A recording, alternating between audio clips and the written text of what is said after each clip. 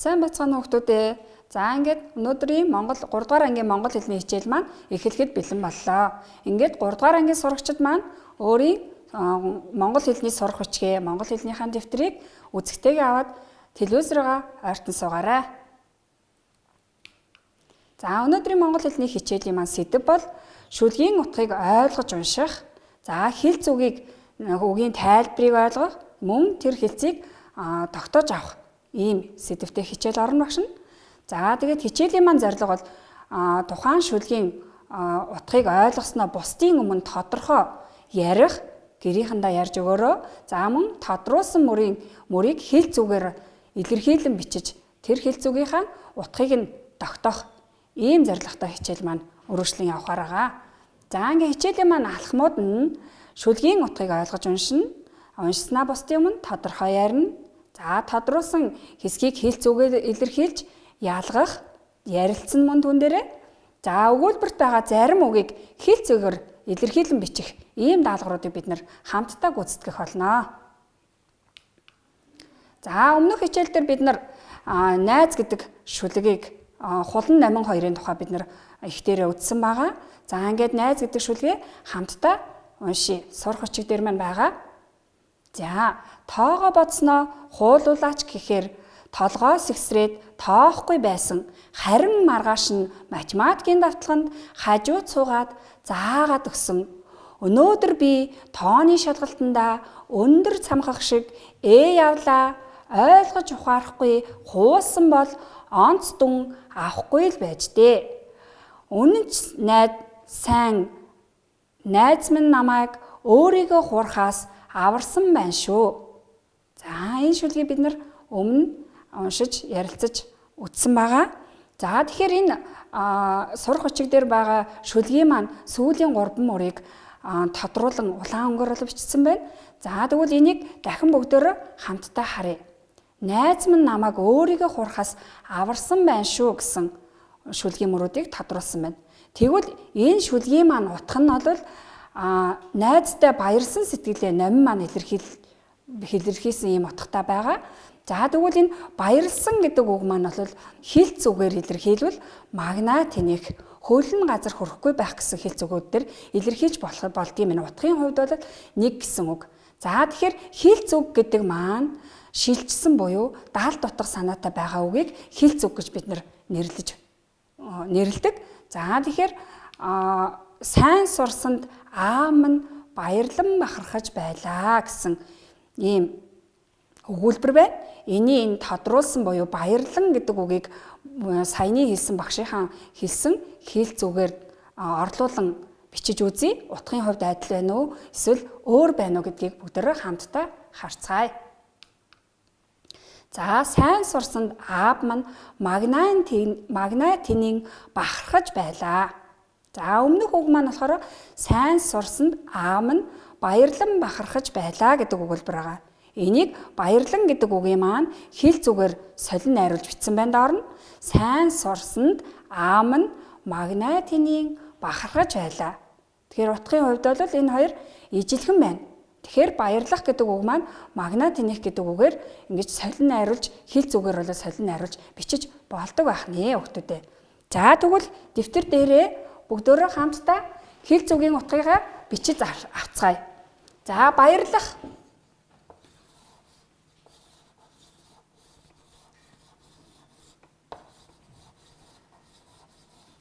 За баярлах гэдэг үг маань хэлц үгээр илэрхийлвэл магна тэнийх.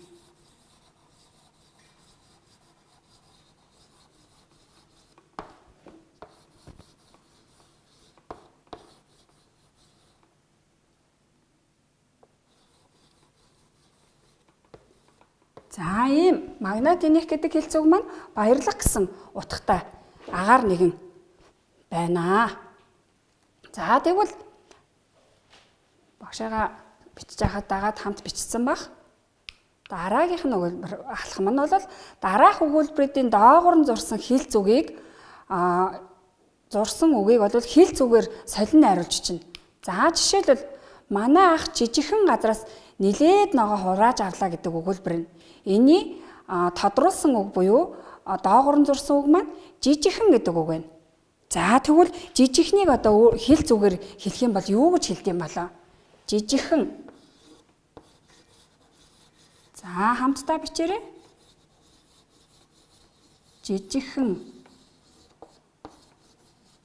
Жижиг гэсэн утгатай энэ үгийг хэл зүгээр юу гэж хэлдэг юм бол? За зарим хүмүүс нь мэдчихэж магадгүй тийм үү? За тэгвэл алга дарам гэдэг үг маань мөн жижигхэн гэдэг үгтэй утгын хувьд бол ижилхэн байх нь. За тэгвэл хэлц үг маань алга дарам. Алга дарам. Маш жижигхэн гэсэн утга санааг бол алга дарам гэдэг үг маань илэрхийлж байгаа ахнэ. За бичиж амжиж байгаа хүүхдүүд маань жижигхэн гэдэг бол алга дарам гэсэн үгтэй хэлц үгтэй бол утгын хувьд бол ижил байх нэ.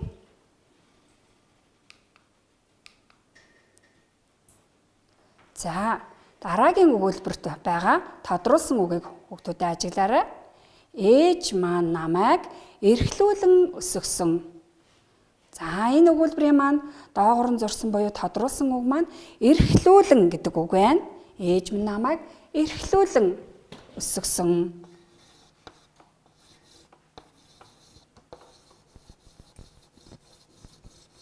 За эрхлүүлэн гэдэг үгийг за ямар хэлц үгтэй утга нь ижил байж болох вэ?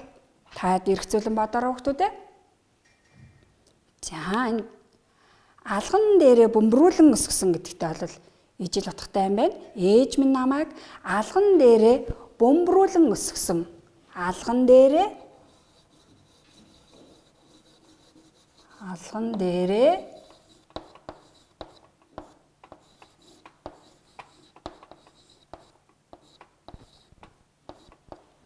бөмбөрүүлэн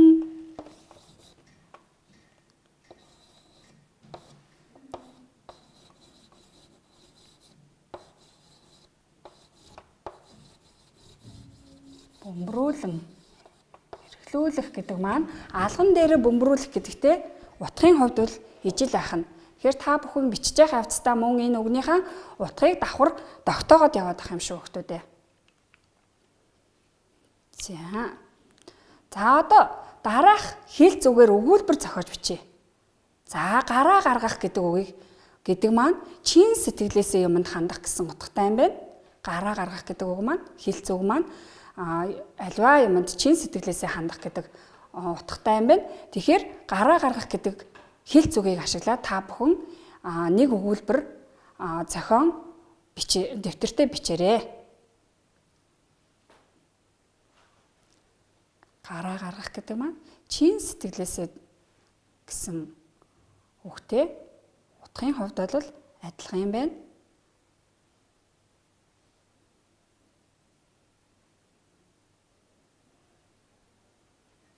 За багш нь энд зохиосон өгүүлбэрээ та бүхэндээ харуулъя. За намайг гэрийн даалгавраа хийхэд хулан найз минь гараа гаргаж тусалдаг.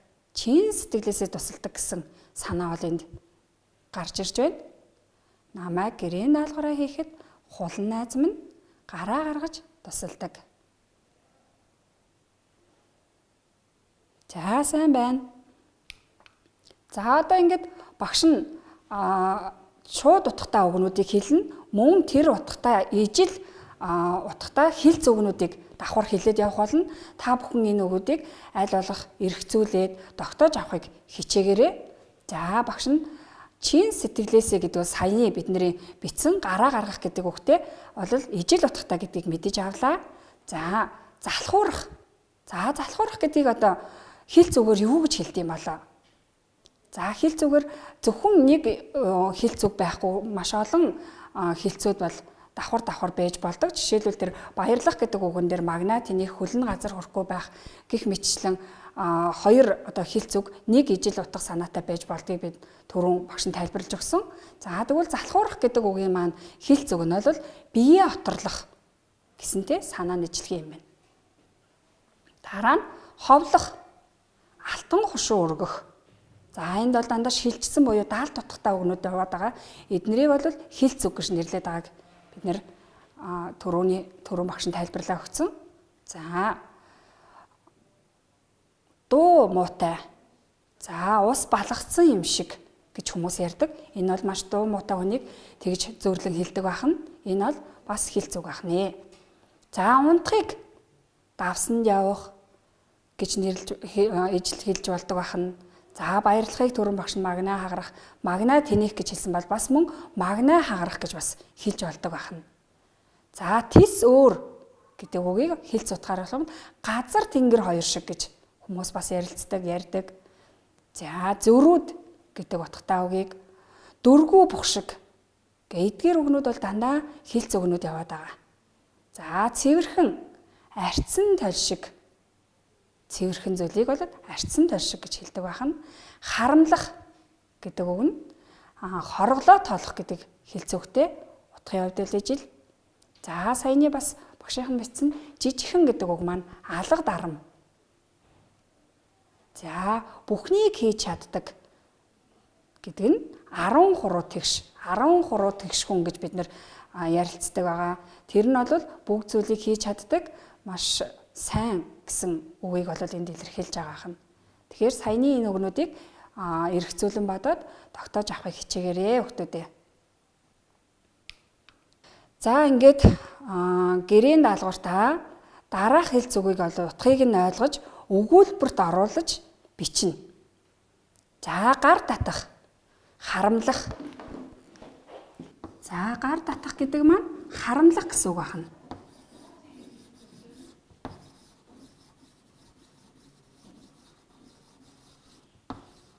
Гар татах. За харамлах гэсэн утгатай хэлц үг байна. За нүдний гим. За мөн энэ үгийг бичиж авна. Нүдний гим.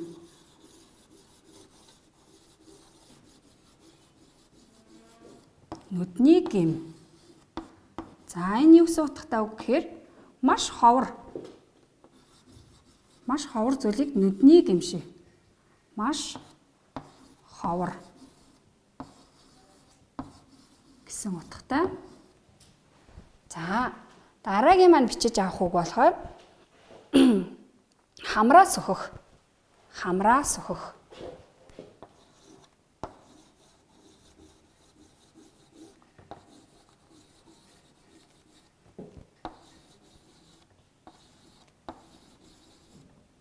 Хамраа сөхөх. Энэ бол бие тоох гэсэн утгатай юм байна. Бие тоох. За одоо тэгвэл энэ гурван хэлц үгийнхаа утгыг бид нар мэддэг болчихсон учраас өгүүлбэр зохиоход бол төвөггүй байх бах. Тэгэхээр энэ гурван үгээ тэмдэглэж бичиж аваад эднийгээр өгүүлбэр зохиох нь нэг өгүүлбэр зохионо. За мөн дараагийн даалгавар нь бол бидний сурах өчгтөр байгаа найз гэсэн шүлгийг утгыг нь бол гэрийнхэндээ бусдын өмнө бол тодорхой ярьж өгөх ийм даалгаврыг багш нь өгж байгаамаа. Ингээд хичээлд идэвхтэй оролцсон анхааралтай байж чадсан хүүхдүүдэд маш их баярлалаа.